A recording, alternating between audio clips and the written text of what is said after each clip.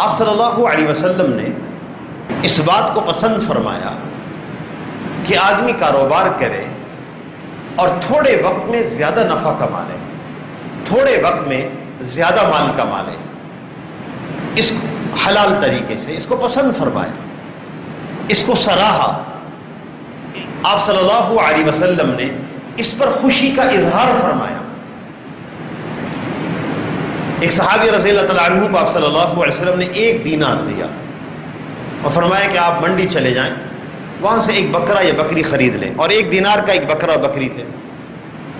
وہ منڈی چلے گئے، وہ ذہین آدمی تھے، منڈی پھرتے رہے، انہوں نے 1 دینار سے 2 بکرے خرید لیے اور ایک بیچ دیا 1 دینار کی عوض میں۔